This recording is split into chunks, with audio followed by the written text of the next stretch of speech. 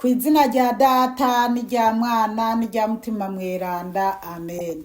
Bene wacu dusangiye ukwemera muri Yezu Kristu, ndabaramukije mu izina rya Yezu Kristu. Nitugire Kristu, dusabikanya ijambo ry'Imana dusanga muri Bibiliya mu gitabo ca mwene Sirake ku kigabane cyaho c'indwi kuva ku karongo ka 29 kugeza ku ka 31.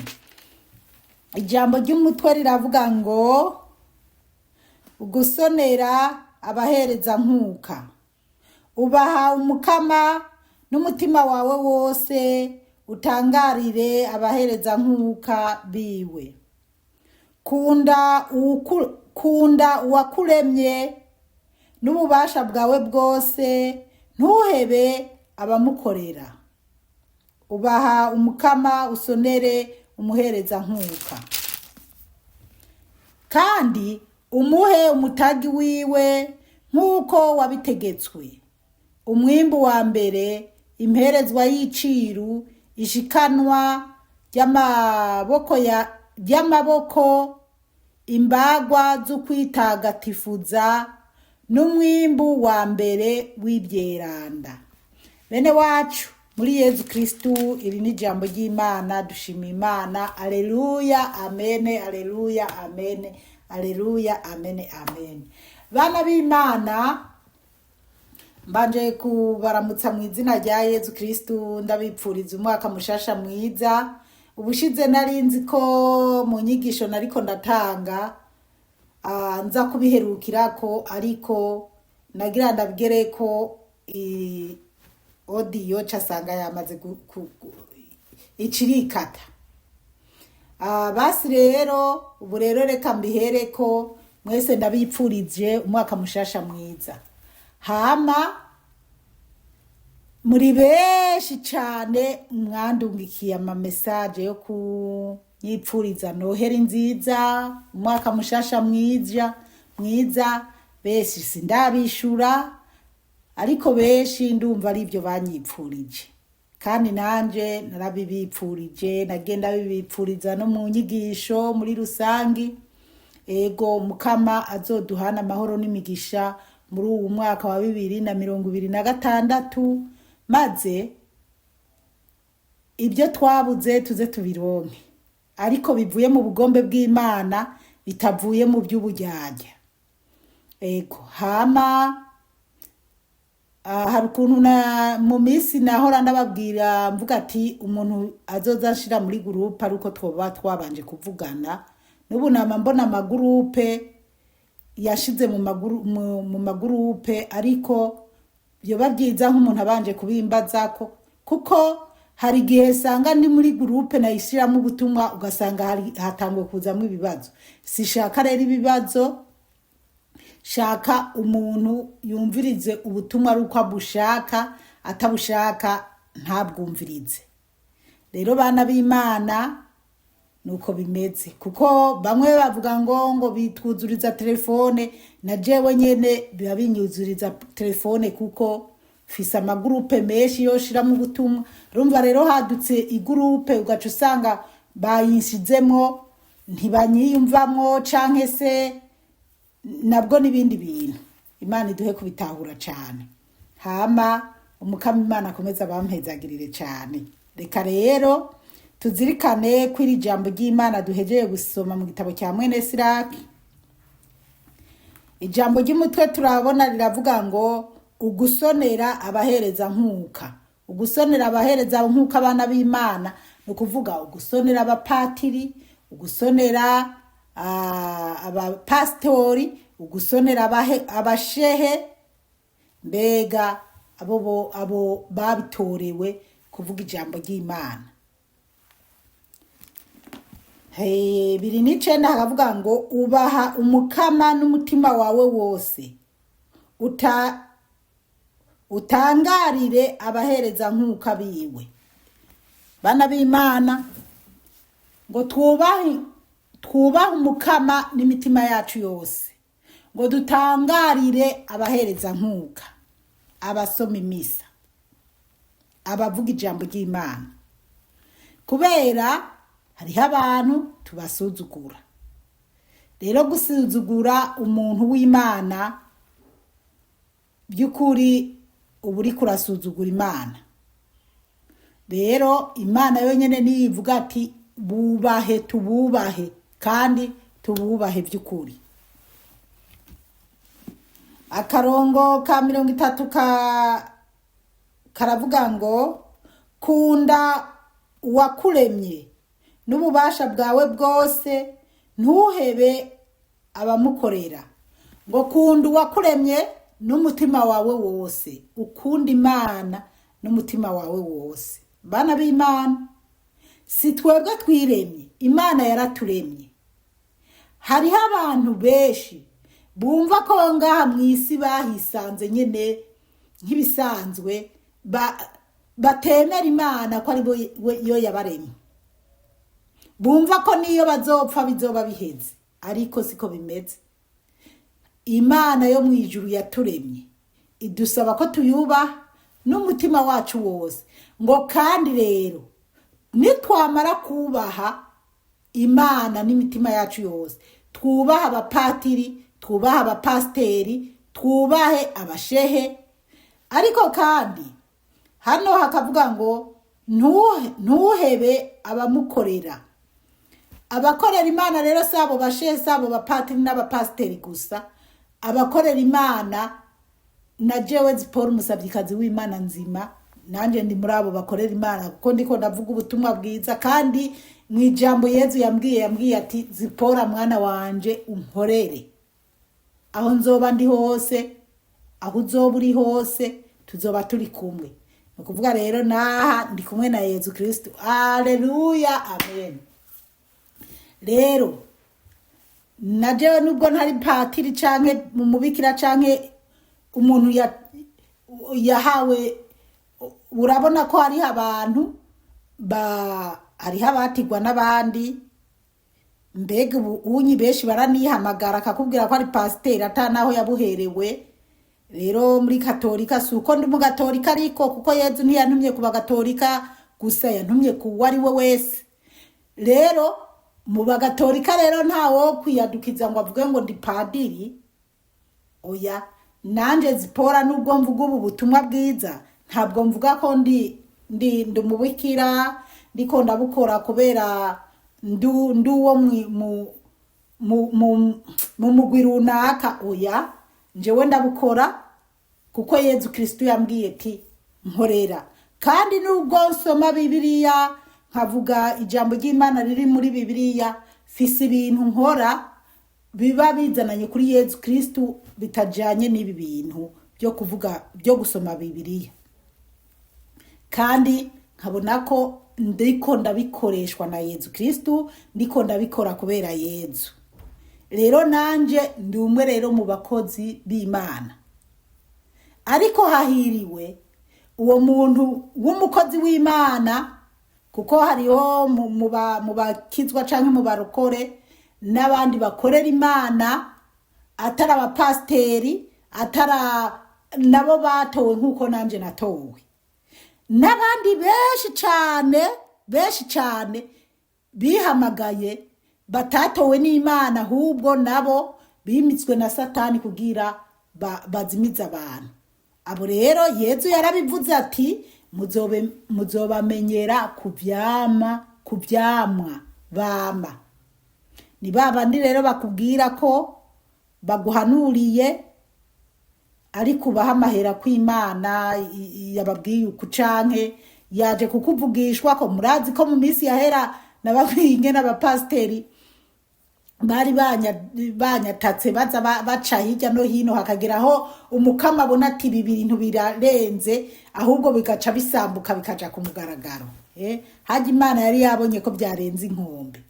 Bajya rero umuntu akaza akakubwira ngo mukozi w'Imana uku nuku cane, ngo umuntu w'Imana nakweretse ko ibi nibi, ejo bugaca akakubwira iminsi ibiri yahaca akakubwira mugabo nyuma ngo nari nakugiriye ku musozi kugusengera, ngo none rero ngo Imana yambwiye ngo ko ari we uza kumpa ngo amahera yo kurihira umwana kw'ishure.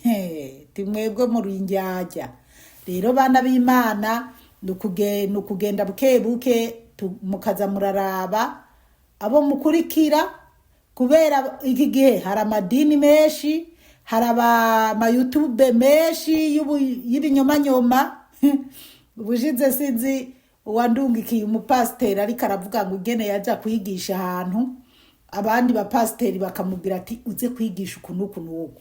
Nanje ca nibuka ko nga muri Australia nyene nigeze kuja ahantu kwisengero riraho, hama nyene bagaca kubera jenywe impeke, bagaca bigisha kubijanye n'impeke, ingene impeke izojana abantu mu muriro udahera ibiki n'ibiki. Bantu b'Imana, Imana iduhe gutahura cane. Ego akarongo ka 31 kakavuga ngo ubaha umukama usonere umuhereza nkuka. Ubaha umukama usonere umuhereza nkuka. Urumva usonere, urumva muri make abahereza nkuka n'abapadiri. Mugabo jewe ca numva ko n'abapasiteri bajya kubera mbabona ko nabo ari nko gusoma misa, abapasiteri n'abashehe ubwo nyene nukububaha. Hano kuri 30 twabonye ngo kunda uwakuremye n'ububasha bwawe bwose, ntuhebe abamukorera, ntuhebe abamukorera. Abamukorera rero urumva nabo bose bakorera Imana, atari kuvuga ko ari abapatiri canke abashehe canke abapasiteri, bajya bakorera Imana by'ukuri atari ubujyanye. Kandi umuhe umutagi wiwe nkuko wabitegetswe. Hano kuri 30 ubaha umukama usonere umuhereza nkuka. Urumva abana b'Imana, twubahe Imana twongere dusonere abahereza nkuka, abasoma imisa. Kandi ubahe umutagi wiwe nkuko wabitegetswe. Aha dusha tugaruka rero kuguhereza. Murazi ko bene Levi baba mu ngoro y'Imana, bakaba aribo benshi barimo abahereza nkuka. Hariho kujya kuntu bagabanije ibisata canke se amatongo bene Isirayeli, canke se bajya bahungu 10 na bangahe ba Yakobo. Hariho abatahawe umugabane kuko bobo barabo kuzokorera mu ngoro y'Imana, barabahereza nkuka. Hama bo nabo bagaca batungwa nibivuye mu rusengero, mu mashikanwa duhereza. Rero kudahereza ni icyaha. Muri Katolika ntibagushiriraho amahera ugomba gutanga, wowe utanga uko bishoboye. Mugabo ndazi ko mu barokore canke mu yandi madini namwe bisunga ikigira 10, baraba icya 10 uko gitanga. Rero ni byiza ko tugomba gutanga ayo mahera kugira ngo abo bakozi b'Imana, abo bahereza nkuka b'Imana baronke ibibatunga. Umwimbu wa mbere, imperezwa y'iciru, ishikanwa ry'amaboko, imbagwa zo kwitagatifuza, n'umwimbu wa mbere w'ibyeranda. Bana b'Imana murumva umwimbu wa mbere w'ibyeranda. Kera nimba ari kera, ariko mu myaka 40 na ihetse 40 gutyo, 40 30 na ndibuka ko hari ahantu nigeze kuba, baraba Adventiste kweri nahora mbona iyo basaruye ibintu, ubona nyene babipima maka ukabona ko nyimba ari 200 akuye ku biro 10 byo kujana ku rusengero. Yaba yubahirije icya 10, ugasanga hariho ababyitwararika kugira ngo mpaka. Ariko burya abana b'Imana ntiworindira kuvuga ngo ugiye gutanga icya 10.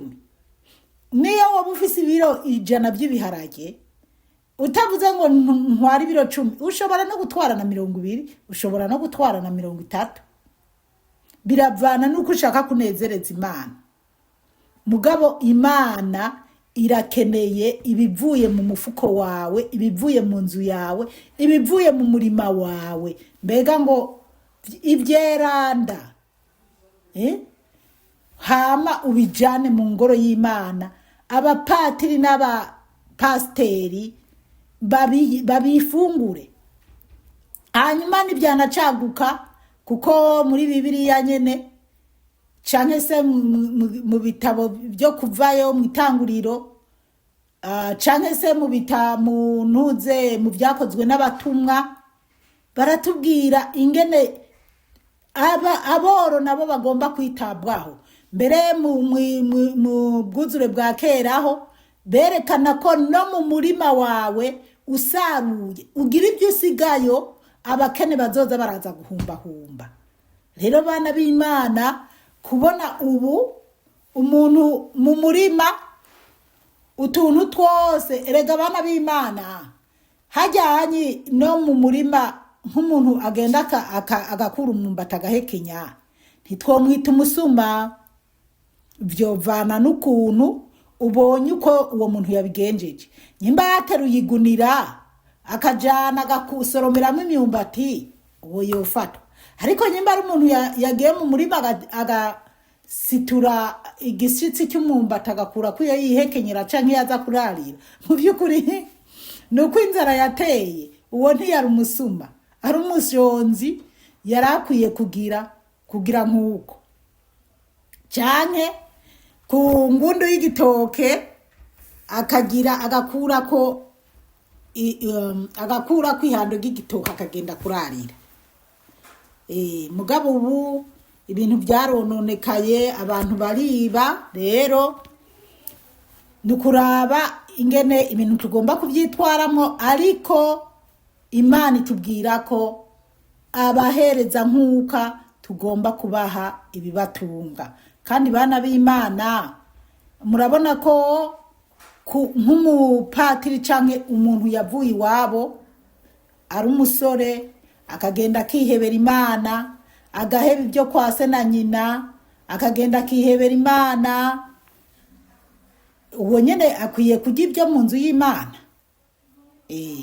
ariko ucusanga hariho abandi basigaye barabigizemo inzara mu kwigisha ukamenga nk'ubu ndiko ndigisha nogombye kwereka abantu ko nkeneye amayuniti yo gushira muri telefone yewe igitabo cyashaje dukeneye kugura igitabo bigaca bisaba ko tugura ni abantu bampa amafaranga bana b'Imana biravana hariho ibyo uko Imana iba yarabipanze bajyanye n'Imana yabipangiye tubibahereze kujya nyene abandi nabo Yezu yahamagaye mu buryo nkuko yampamagaye Yezu nawe amenye ingene tugomba kubibamwo n'ingene tugomba gukora ubwo butumwa akaduha amayinite canke amatelefone yo kubikora rero bana b'Imana kandi tuze turubaha abo bahereza nkuko Imana yavuze kuko abapatiri barageragezwa ugasanga abakobwa canke abagore bari kubagerageza ibaze jewe hariho umuntu nahora amanura nkamubwira ati none wewe nk'iyo nyambaro uri umwana w'umukobwa ukagenda nyene mu rusengero kubera we yavuga ko abapatiri aribo bamukunda bwa mbere yabyaranye n'umupatiri